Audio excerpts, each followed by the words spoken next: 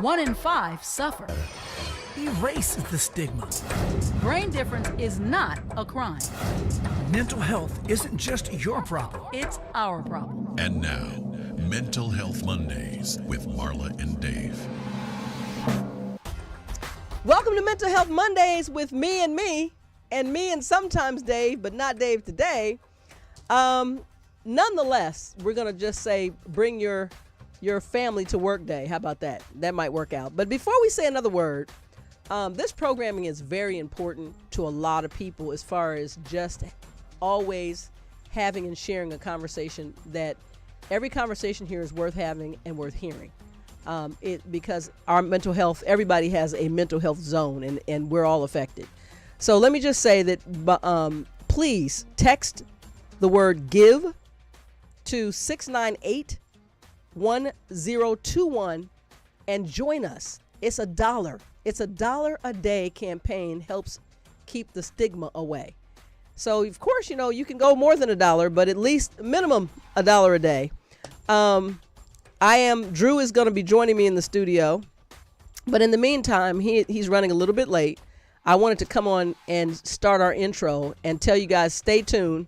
They'll be walking in shortly, and this is going to be a really, really, really, really special interview. We're going to go back down memory lane. We got a lot to talk about as far as how to find the balance. How has he found balance with all the drama that he has been dealing with since being a childhood star all the way through fatherhood to now. So don't move. Don't come out of your seats. Don't leave your chairs. We'll be back with an amazing interview today with Dreux Frederic. And for those of you who know, AKA Little Fizz, we'll be back. When Dave and Marla get together, it's hot. Mental Health Mondays with Marla and Dave and NAMI San Fernando Valley believe it doesn't take much to make life a little better for our neighbors, coworkers, friends, our family members, even our children who suffer with mental illness. When you support our $1 Today Keeps the Stigma Away campaign, you are doing your part to erase the stigma surrounding mental illness. For just $1 today, or $1 a day for 1 week, just $7, we can look forward to a future that does not include the unfortunate and uncomfortable stares, bullying, and the subsequent isolation that our loved ones who suffer with brain differences deal with. Text the word GIVE, that's GIVE, to 818-698-1021 to donate. $1 today keeps the stigma away. Brought to you by Mental Health Mondays with Marla and Dave and NAMI San Fernando Valley.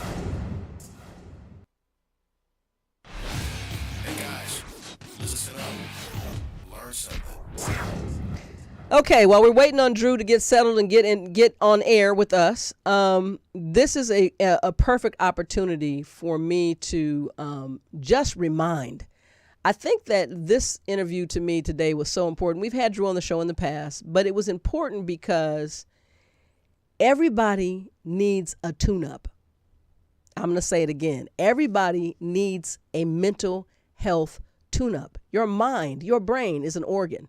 And just like organs, all different things affect each and every one of us every single solitary day. And I think that we are so used to assigning exclusion or stardom or anybody who has a higher profile is some kind of way that high profile lifts you above having any impact in life, as if, well, because you're on TV, then nothing anybody says should ever matter to you, or you don't need to do this, and this is because what we'll think about you.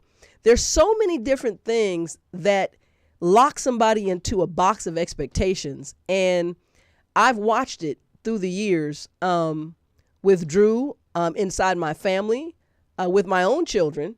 And even in the world that I'm existing in, which is the world of entertainment, as a wife of somebody who's been an entertainer, I look at it and I'm like, man, it's so easy to forget the humanness in anybody who's doing show business. And when we spoke, I started thinking back to how long I've known Fizz, or for you guys, Fizz, or matter of fact, our producer Tony, was just saying, did he change his name? I thought it was Little Fizz. I said, well, he's not Little anymore. So the Lil comes off, and then it was Fizz, and then that's Air Fizzo. And for us, it's Dreux. So being around Dreux since how old? Let's see. We were just talking about this the other day. When Dreux and I met, I was 41, and I'm 55. So he's been in my life for that amount of time, and then until the end of time now, as we're united in our love for Cam, and him being Cam's dad, and Cam being our grandchild, and all the things. So I've seen this journey and this struggle at times. I'm just going to keep it all the way real. It's a struggle at times because you almost have to split yourself to survive, because there's the you that you live with every day, and there's the you that wakes up and does regular people stuff, and then there's the you that has to meet the expectation of others, but not just your family, not just your friends, but fans and the world on some schedule, on some level. It's this global expectation of how people perceive you to be, and you need to show up like that just to exist, just to get out and we went somewhere, and it's almost like people are like, wait, what? Same with Moniece. I mean, once you get to a point where you're known and you're seen, I think that it really takes a lot more work to find balance. I think it takes a whole lot more for you to dig, and then let's talk about trust. And Dreux is coming to the show, so this is not a trick. Your eyes are not deceiving you. People are like, oh, she just said that. It's clickbait. No, it's not clickbait. He got stuck in a little bit of traffic, but he will be here. It's a lot for anybody to have to consider and to find yourself, and then the trust issue. Part of receiving help and part of getting therapy even is being able to go to someone that is licensed, that is trained to be able to help you manage certain issues. And you're marked by so many different experiences. By the time you get to that point, how can you develop a trust?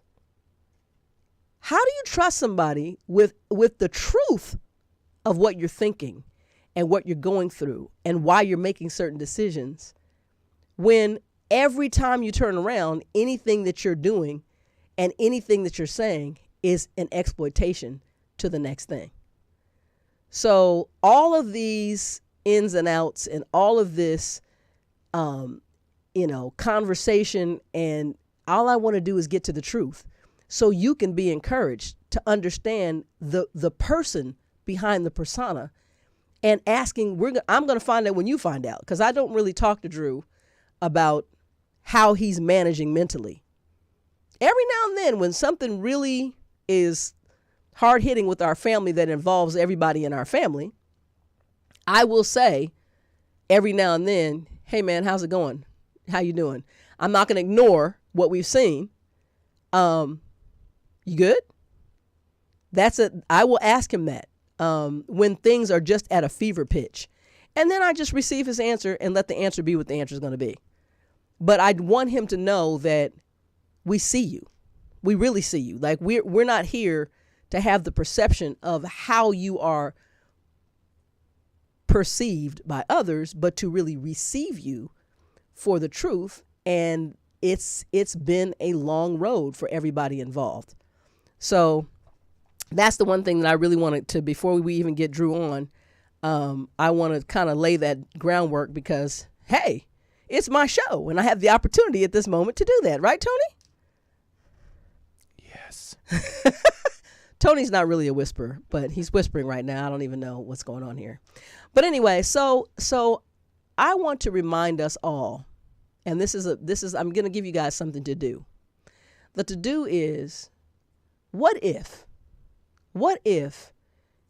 you could just appreciate someone's talent, someone's impact in your life, someone's influence over you or on you, and not project your expectation and not pedestal someone for what you think that you would want. Like there's that thing there, and it's so easy to do.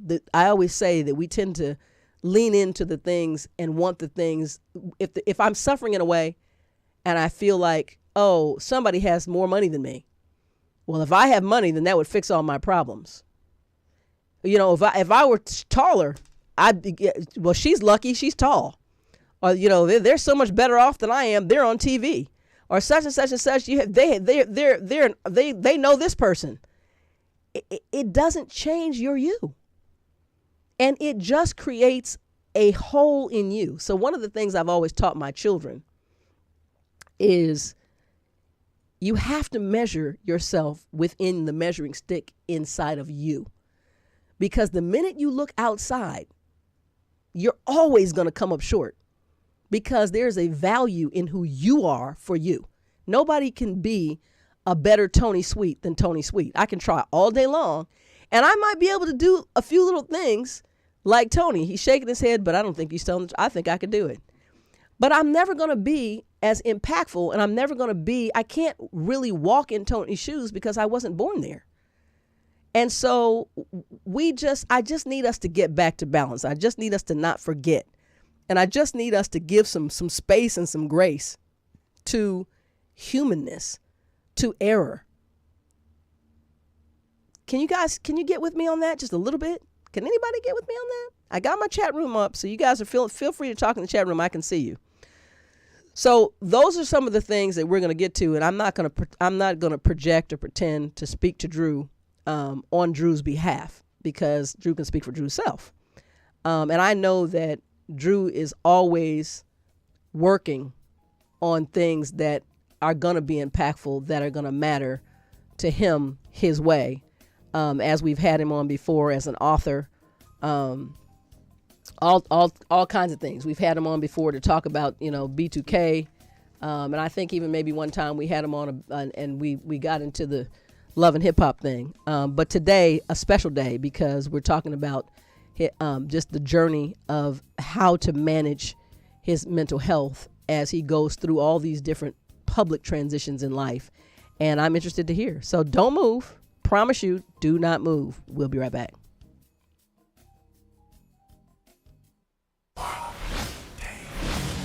It's time for the Mental Health Minute with Marla and Dave. When it comes to mental health, many people believe that therapy and self-help aren't necessary, when a simple prescription or pill will suffice. The fact is, specific treatment for mental health problems varies depending on the individual and could include medication, therapy, and in many cases, both, according to the mentalhealth.gov. Many individuals choose to build and work with a support system during the healing and recovery process. Having a good support system and engaging with trustworthy people are key elements to successfully talking about your own mental health, and is often the first step to helping you heal, grow, and recover. A support system can include a trained mental health professional, a parent or a family member, a teacher, and or a faith leader. When building a support system, remember, in addition to good advice, look for someone who can assist you in taking action that will help. This message is brought to you by Mental Health Mondays with Marla and Dave. David is a thinker. I never do anything without thinking about it first. Marla is a feeler. I basically wear my personality on my sleeve. But when Marla and Dave get together, it's like a match dancing with a firecracker. All right, so we're still waiting on Drew to show up. In the meantime, Tony, Yes, ma'am. I'm going to open your mic Ooh. because I wanted to also, I didn't get a chance to come on. You were on as well. And one of the things I was saying is that show was also very impactful for me, because as long as I've known you, which is a long time, you don't really know. And I think this speaks to what we're doing ultimately here Right. today when Dreux comes on is you don't really know. You don't know. You can be in the midst of somebody for a long time and have no idea. So did you feel like that it just wasn't your place, or did you to speak about your own journey, or? No, I did. I mean, it's one of those things that, again, when you tell somebody, you definitely have to trust them to receive what you're saying, so there's no judgment. And of course, being on Marla and Dave with Mental Health Mondays is definitely a safe space. So, and I've known you guys forever. So, but no, I never was one to go around and just tell my business or my family's business. Right. Unless What's scary about that? Well, I mean, in other words, and I don't mean you should just run out and be a town crier, but right. even when the opportunity presented itself, was there a stop for you? No. I mean, I feel I've always been a person when I feel it's time to speak about it, then I'm okay with it. I always feel like there's a time and space, but there's also times it's like you hear other people's stories and you're like, do I really want to? Right. Try to feel like I'm outdoing somebody, or, just trying to jump on a bandwagon, and, and definitely was not hesitant, but was I just felt comfortable with you and Dave to receive it. Okay, perfect. Oh, my favorite person just got here, and it's not Dreux. No, I'm just kidding. I think. We're black. Oh, there. So as I was saying, Dreux, I kind of jumped and started the show without you. Make sure that you get your mic to you, because everybody's always going to want. I know you're a soft speaker. I'm gonna jump out right quick, and thank you, Tony, for sharing with me for sure. We're gonna welcome Dreux. Dreux, can I officially? I mean, you've been on our show before, and you're really family. But you've been on as an author. You've been on before. We talked about B2K. We've talked about Love and Hip Hop at some point. Now we're here in a different capacity. Mm-hmm. But Tony just said, did he change his name? Because it says Dreux on the sheet. But I said, because he said, wasn't it Little Fizz? I said, well, he's not little anymore. Right. And then I said it went from that to Fizzo, to Air Fizzo. Well, it's always been Air Fizzo on Instagram. Okay. That was the You're a only grown name man. I could get. That's the only name you could get? Yeah, at that time. That was like 10 years ago now. Wow. Okay, so look, so I jumped out, and one of the things I was saying, and I'm really interested in this conversation because we have not had this in person. And I was saying to the audience, just through the journey of I've known you, I said I was 41. I think I was 41 when I met you. Right, and now I'm 55. So Dreux's been, and I said, and now from now to the end of time, we're bound in love for somebody very special, which is Cam. And so, the journey is what I wanted to talk to you about, and I'll let the audience know, because Dreux had traffic issues today. We're going to run the second show live as well, because I know you guys want your time. So, the journey that you had, and I was talking about being public and saying, the one thing, until I see something that's super extreme, the truth behind the scenes is that you and I'll call you every now and then. You'll call. We'll talk about the baby, and I'll say, you good? Is everything good? And then whatever answer you give me, that's our answer, right? So I got a question right off the cuff. Would you qualify yourself or categorize yourself, your personal self, as an introvert or an extrovert? Introvert. Have you always been an introvert? Yeah. Really? Mm-hmm. Now, when I got to know you back in the day, I asked you how you got the name Fizz. What'd you tell me? They said I was the life of the party. Okay. Now, is the life of a party, was that? That's just what they gave me. I don't think it really had to do with personality at that time. Really? Yeah. I mean, I was fun, Right. Like Cam. I was just like, oh, yeah, let's do this. I was very active. Right. But I'm always like that once I get comfortable with people. So, okay. So would you say you're shy? Introverted, because I don't like to go out. I don't really socialize when I'm out. I prefer to be alone. So, yeah, really? introverted for sure. Well, I don't know that because every time I see you, you got an attachment. Yeah, You mini-me. that's still me. That's you? That's not you. That's me. No. Yeah. All right. So the journey. So I want to take you back in a timeline, and in this timeline, I just want you to talk about what your mindset was and how you managed, how you saw things in the time I give you. Each stage, I'm going to give you a time, and I just want you to talk to me about how you managed yourself, because you're here, and you're here, and Right. and there's always that underlying peace thing that happens deep down inside. So Dreux at 17 years old, I don't even know the history of the beginning of you guys in the group. Was that 16 you would think? 14. You were 14. So by the time you got to be 16 years old, you already were known on the world stage. Right. Okay. What was the mentality of Dreux or Lil Fizz at 16 years old? Did you even consider mental health? Absolutely not. So how did you manage life? Was it just all caution to the wind? What was it?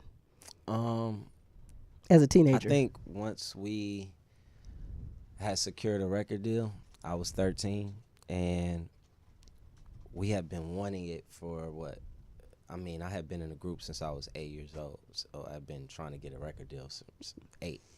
But the group B2K got together when I was 12, and then we got signed with me going on 14, so almost 2 years of us being together as artist, as a group.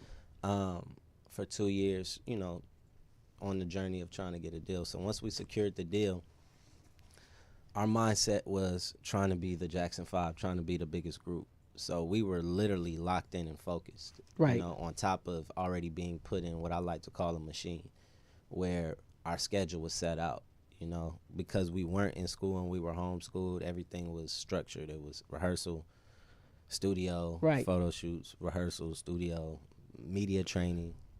Right. So it was never. So your time was occupied, and you were on a system. It was a scheduled system that you were on. So at that moment, you just saw the work at hand. Mm-hmm. All right. Now let's jump forward.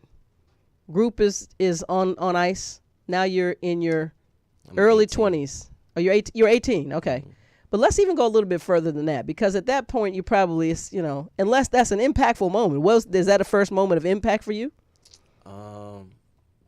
Yeah, I think at that moment I was realizing that you can't just let anybody in. I realized I had one or two people that I could really trust at that moment, and then everybody else were kind of like outsiders to me. Mm-hmm. So that's when. So there was a protection. You felt like you needed to be guarded. That's when I really became introverted at that point, because I had isolated myself from everything else. Okay. All right. So as you travel, so now you're there, but now you're entering for real, like grown man status. So at what point, and maybe you can give me the age. I don't want to give you an age because you can take me down I'm just trying to get your mental changes as you go along. Mm-hmm. And so at what was your next point of some type of an epiphany where you said, you know what? I need to do this, or I need to change. I need to consider something else mentally, like how I approach life. Think about it. We're about to have a break. So that's a good one, because I see you looking up. That means you have that in your mind. Because I know where I came into your life. Mm-hmm. And I know that, we can talk about that, but there was way more before, and, I ever showed up on a scene. So we'll talk about that as soon as we get back. So we got more with Dreux when we come back, or Fizzo. Air Fizzo, Cam's dad. We'll be back.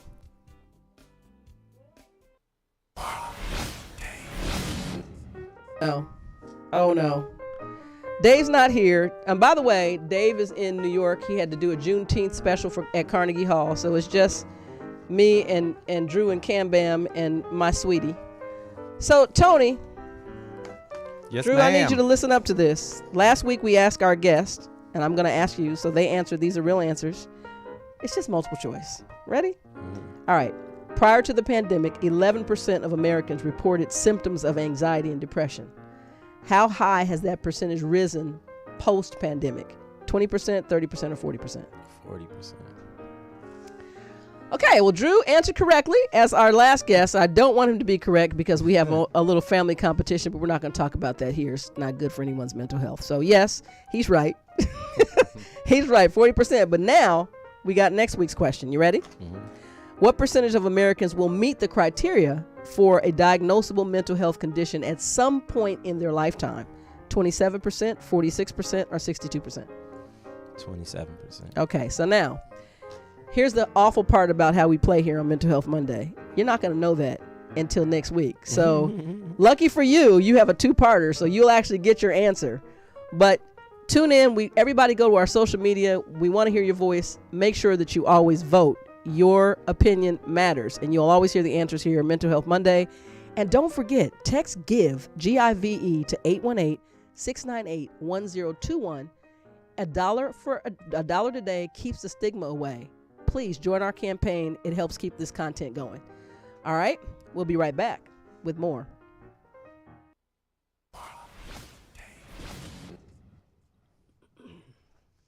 All right, so you were thinking about a next pivotal point for you. Is there a pivotal point that you thought to yourself,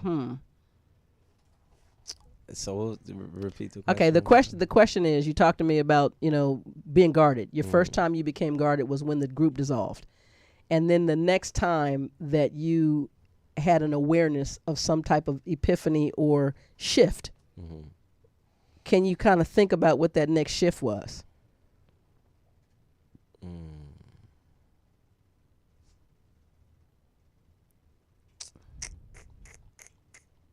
It would probably be once I found out I was having CAM. And so I have to get into, and we're not ever going to be able to, as we go into the next episode, I'm really interested in, how you have managed anxiety, how you have managed pressure, how you have continued to bring yourself back with everybody watching, with scrutiny, with drama, even in our family. It happens. And so what I watch is, I love that you're here because I've seen so many changes, and to me, they've all been positive. No matter what has happened, I see you every time that you shift, you rise in your consciousness, right, in your accountability. And so that's very interesting from whence you came, because that's what I was talking about before you got on the show, is begging everybody to separate the person from the persona. Right. There's no grace in being human, it seems, when you are high profile.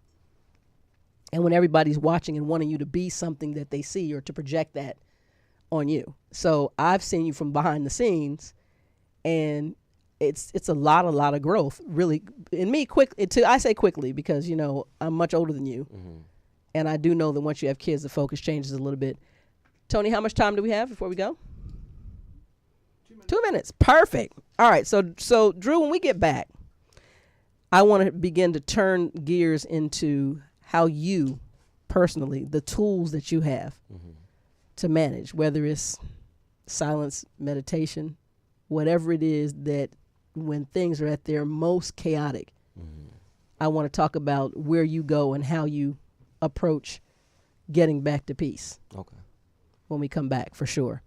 So as I promised, Drew is here and off camera, but so is my baby, Cameron.